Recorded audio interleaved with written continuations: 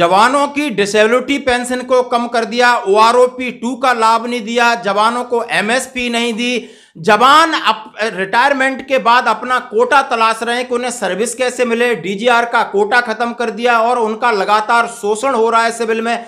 और शोषण के साथ अब नेता यानी वर्तमान सरकार उनके हाथों में पोस्टर लगाने की तैयारी कर रही है और उन्होंने कहा है कि अब हमारा आप करिए प्रचार, हमारी आप नैया लगाइए पार। और उन्होंने कहा है फौज किसी की प्राइवेट प्रॉपर्टी नहीं है। और ये कांग्रेस अब तंज कस रही है, कांग्रेस अब राष्ट्रपति जी से गुहार लगा रही है, कांग्रेस अब बीजेपी का प्रचार करेंगे, पीएम का प्रचार करेंगे, पीएम की योजनाओं का प्रचार करेंगे। क्या हमने फौज का स्तर इतना गिरा दिया है? कानूनी तौर पे ये गैर कानूनी है, इल्लीगल है। मान ली सुप्रीम कोर्ट की तरफ जा रही है कांग्रेस, अब तिल मिला रही है, बिल बिला रही है। आखिर क्यों बिल बिला रही है? क्यों उसको इतनी परेशानी हो रही है कि सैनिकों का इस्तेमाल क्यों भाई क्यों? और उन्होंने बहुत सारे आरोप लगाए। इसका मैं वीडियो और ये स्क्रिप्ट आपके सामने लेके आया हूं और ये मैं बात कहना चाहता हूं आखिर मामला क्या है। भारतीय सेना, आप सुनना कौन कौन सी योजना और क्या क्या करने वाली और क्या क्या इल्जाम लगाए, आज हम सब के लिए बहुत जरूरी है, चाहे हम सर्विस में या हम एक्स सर्विसमैन है। हमारे बहुत सारे मुद्दे हैं जो ऑटोमेटिकली अब अपने आप उछल रहे हैं, चुनाव आ रहा है। अब बात सैनिकों की नहीं है, बात सैनिकों को पूरे देश में सैनिकों का मतलब सैनिकीकरण करने के लिए ये कोशिशें हो रही हैं। भारतीय सेना केंद्र सरकार की फ्लैगशिप स्कीम है उज्ज्वला योजना, नारी शक्ति सशक्तिकरण, जल मिशन, दूसरी योजनाओं का प्रचार करेगी। कांग्रेस पार्टी ने इस आदेश को लेकर केंद्र पर हमला बोला है। कांग्रेस पार्टी के एक्स सर्विसमैन के विभाग के एक कर्नल साहब ने शुक्रवार को कहा कि केंद्र सरकार ने देश की सेनाओं के ऊपर प्रहार किया है। सेनाओं के ऊपर प्रहार जैसा शब्द का, जिनके हाथों में बंदूक होनी चाहिए थी, उनके हाथ में देश की सुरक्षा के लिए खड़े होना चाहिए था, उनके हाथ में अपनी राजनीतिक चमकाने के लिए पोस्टर थमा दिए हैं, बैनर थमा दिए हैं। डिपार्टमेंट ऑफ डिफेंस द्वारा जारी सर्कुलर को सीजीडी ने अपनी वेबसाइट से गायब कर दिया है। 6 अक्टूबर के आदेश में कहा गया है कि देश में 822 सेल्फी पॉइंट बनेंगे।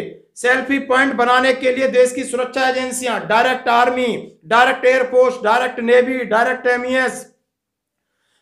कांग्रेस सरकार पूछ रही क्या अब सैनिक भाजपा का प्रचार करेंगे? वेबसाइट पर इस ऑर्डर को दिखाया क्यों नहीं गया? यानी कौन सा ऑर्डर था, आपने क्यों नहीं दिखाया? जो सैनिक -40-50 डिग्री में खड़े होते हैं, 60 डिग्री टेम्परेचर में राजस्थान में गर्मियों में खड़े होते हैं, अब केंद्र सरकार की योजना का प्रचार प्रसार करेंगे। यह आदेश गैर कानूनी है। खास बात है कि आर्मी, एयरफोर्स, नेवी इन तीनों ने अपनी वेबसाइट पर इस ऑर्डर को नहीं दिखाया गया है। इसका मतलब उन्होंने इसे गैर कानूनी एवं अवैध माना है। देश की फौज का सुप्रीम कमांडर इन चीफ राष्ट्रपति है। मिनिस्ट्री ऑफ डिफेंस सिर्फ एग्जीक्यूटिंग मकसद से रूटीन वर्किंग के लिए मिनिस्ट्री ऑफ डिफेंस के साथ डिपार्टमेंट ऑफ मिलिट्री अफेयर्स, जिसके अंदर आर्मी, एयरफोर्स, नेवी आती है, उसको रखा गया है।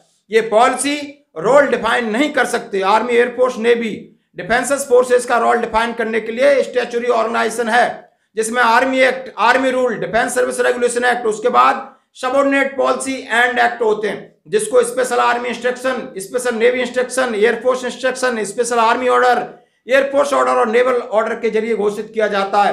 राजनीतिक प्रचार प्रसार पर प्रतिबंध है। जब हमें राजनीतिक बातों पे बोलना मुश्किल है, हमारी सजा हो जाती है, तो हमें इस्तेमाल क्यों कर रहे हो भाई? बतौर आर्मी एक्ट, नेवी, एयरफोर्स के तहत किसी भी तरह का राजनीतिक और गैर राजनीतिक गतिविधि में शामिल होना, संबोधित करना, राजनीतिक मकसद के लिए प्रचार करना, यह पूरी तरह से प्रतिबंधित है। केंद्र सरकार इन नियमों से बाहर जा रही है। फौजी और फौज ये दोनों देश की धरोहर है, किसी पॉलिटिकल पार्टी की प्राइवेट प्रॉपर्टी नहीं है। वे इस मामले में तीनों chief army staff, air staff, naval staff को चिट्ठी लिखेंगे। उनसे इस तरह की पॉलिसी को वापस कराने के लिए प्रेसिडेंशियल रेफरेंस के लिए प्रार्थना की जाएगी। अगर हम सेना का इस्तेमाल अपनी राजनीतिक इच्छा और मंशाओं को पूरा करने के लिए करेंगे तो इसके गंभीर परिणाम होंगे। 75 वर्षों में आज तक कभी भी सेना का राजनीतिकरण नहीं किया गया। सेना को इन चीजों से दूर रखा जाए। वजह फौज डेमोक्रेसी और संविधान की रक्षक है। रक्षा मंत्रालय सिर्फ एग्जीक्यूटिंग एजेंसी है। डिसेबिलिटी पेंशन के बारे में उन्होंने बात कहा कि डिसेबिलिटी पेंशन को इनकम टैक्स दायरे के अंदर लेके आई। डिसेबिलिटी पेंशन पर कैंची चलाई। बहुत सारे इन्होंने अमेंडमेंट किए। 60% जिसको मिलता था उनका डिफरेंट रिलीफ खत्म कर दिया। यानी उन्होंने बहुत सारे आरोप और प्रत्यारोप लगाए। उन्होंने ये भी कहा है कल 1971 में जब श्रीमती इंदिरा गांधी जी थी तो उन्होंने बांग्लादेश को अलग किया और फील्ड मार्शल जनरल मानिक साहब थे। लेकिन चुनाव आए, लेकिन फौज का नाम और फौज के काम का इस्तेमाल नहीं किया। लेकिन आज इतनी नीचे राजनीति चली गई है कि वो अपनी नैया फौज के सारे लगाना चाहती है। और एक साइड हमारे फौज का लगातार शोषण, चाहे आर्थिक शोषण हो, सामाजिक, पुलिस भी कर रही है और दूसरे डिपार्टमेंट भी। एक्स जब आदमी रिटायर्ड जाता है उसके बाद भी करती है, अंदर भी करती है। आखिर ऐसा क्यों? ये सवाल पूछा जा रहा है। क्या किसी की प्राइवेट प्रॉपर्टी है फौज या देश की सर्वोच्च संस्था है? धन्यवाद साथियों, यहां पर बड़ा जरूरी है आप लोगों को यह बताना कि अग्निवीर पॉलिसी क्या है। अग्निवीर पॉलिसी के अंदर इन्होंने देश के सैनिकों को 2 हिस्सों में बांटने का काम किया है, रेगुलर सैनिक और अग्निवीर। कम ट्रेनिंग मैं पहले बता चुका हूं, उस कम ट्रेनिंग की वजह से उनकी मेंटली, फिजिकली, क्लाइमेटिकली हर तरह से कम ट्रेंड हैं। स्ट्रेस और स्ट्रेन को इन तीनों कंडीशंस में झेलने के लिए पूरी तरह से वेल ट्रेंड नहीं है। तो इसलिए हमें आने वाले समय में और बहुत सारी चीजें ऐसी देखने को मिलेंगी जिससे हम कह सकेंगे कि ये पूरी तरह से, ये अग्निपथ स्कीम पूरी तरह से गलत है। इस अग्निपथ स्कीम के अंदर एडीजीपीआई ने बड़े कन्वीनियंट तरीके से ये तो बता दिया कि क्या देंगे और उनकी बी टीम ने बता दिया क्या देंगे। लेकिन राहुल जी की जो सवाल, बुनियादी सवाल थे, ना उसको फैसिलिटीज, ना पेंशन, ना ग्रेच्युटी, उसके बारे में जवाब नहीं दिया। मैं आपको बताना चाहूंगा, पॉलिसी लेटर है ये, टर्म्स एंड कंडीशंस। जहां कहीं पे ये लोग फंसते हैं तो हमेशा टर्म्स एंड कंडीशंस की बात करते हैं। एसी एनवायरनमेंट में बैठकर पॉलिसी बनाना बड़ा आसान है, लेकिन मैं इन हुक्मरानों से पूछना चाहता हूं कि क्या आपने अपने बच्चे भेजे फौज में देश की सरहदों को महफूज रखने के लिए? मैं उनसे पूछना चाहूंगा, कभी ठंड में ठिठुर कर देख लेना, कभी तपती धूप में जलकर देख लेना कैसे होती है हिफाजत मुल्क की, कभी सरहद पर चलकर देख लेना। यह मैं अपने हुक्मरानों से कहना चाहूंगा। ये टर्म्स एंड कंडीशंस का हवाला ना दें, इसमें बड़ा साफ साफ लिखा गया है कि Agniveer will not be eligible for any kind of pension और ग्रेच्युटी। डेथ कम ग्रेच्युटी जो है वो शहीद होने के बाद या अपने कार्यकाल को पूरा करने के बाद एक लिमिट सेट की जाती है कि जो भी उसको मंथली पेंशन मिलती है उसका 8 गुना, 12 गुना, 20 गुना ये उनको दिया जाता है in case of death, depending upon length of service. तो ये उनको डिनाई कर दिया गया है। उनको मेडिकल फैसिलिटीज डिनाई कर दी गई हैं। They will not be eligible for ex-serviceman contributory health scheme. They will not be entitled to canteen, stores department, CSD services. तो they will not be entitled to pension.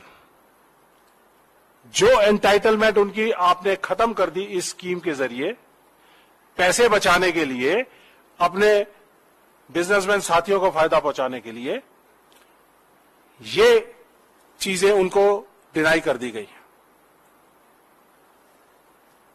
Age limit 17.5 से 21 साल, 17.5 साल में भर्ती और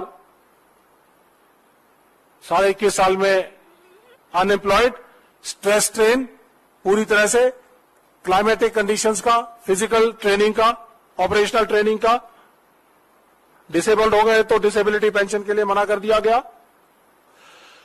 तो ये डिनाइल है। तो क्या ऐसी स्थिति के अंदर फौज का अग्निवीर देश में देश की सेवा कर पाएगा? नहीं कर पाएगा। इसके बाद यह भी कहा गया कि देश के अंदर अब कोई भी रेगुलर भर्ती नहीं होगी। क्या हमारे देश के सैनिक अब बीजेपी का प्रचार करेंगे? पीएम का प्रचार करेंगे? पीएम की योजनाओं का प्रचार करेंगे? क्या हमने फौज का स्तर इतना गिरा दिया है कि जो हमारे सैनिक देश की सरहदों पर खड़े होने का काम करते हैं, -40-50 डिग्री पे खड़े होते हैं, 60 डिग्री टेम्परेचर में राजस्थान में गर्मियों में खड़े होते हैं, क्या वो अब मोदी सरकार की इन योजनाओं का प्रचार प्रसार करेंगे और पोस्टर लगाएंगे? कानूनी तौर पे ये गैर कानूनी है, इल्लीगल है, अनलॉफुल ऑर्डर है। आपको एक और चीज का संज्ञान लेना पड़ेगा यहां पे कि फौज की, आर्मी, एयरफोर्स, नेवी, इन तीनों ने अपनी वेबसाइट पे इस ऑर्डर को नहीं दिखाया है। तो इसका मतलब उन्होंने इसको इल्लीगल, अनलॉफुल माना है। देश की फौज का सुप्रीम कमांडर और कमांडर इन चीफ राष्ट्रपति है। मिनिस्ट्री ऑफ डिफेंस सिर्फ एग्जीक्यूटिव पर्पस से, रूटीन वर्किंग के लिए मिनिस्ट्री ऑफ डिफेंस के साथ डिपार्टमेंट ऑफ मिलिट्री अफेयर्स, जिसके अंदर आर्मी, एयरफोर्स, नेवी आती है, उसको रखा गया है। लेकिन वो पॉलिसी और रोल डिफाइन नहीं कर सकते। Army, air force, navy, defence forces का रोल डिफाइन करने के लिए स्टैट्यूटरी ऑर्गेनाइजेशंस हैं, जिसमें army act, army rule, defence services regulation act, उसके बाद सबऑर्डिनेट पॉलिसीज एंड एक्ट्स होते हैं, जिसको special army instructions, special navy instructions, air force instructions या special army orders, air force orders और नेवल ऑर्डर्स के जरिए प्रोमलगेट किया जाता है।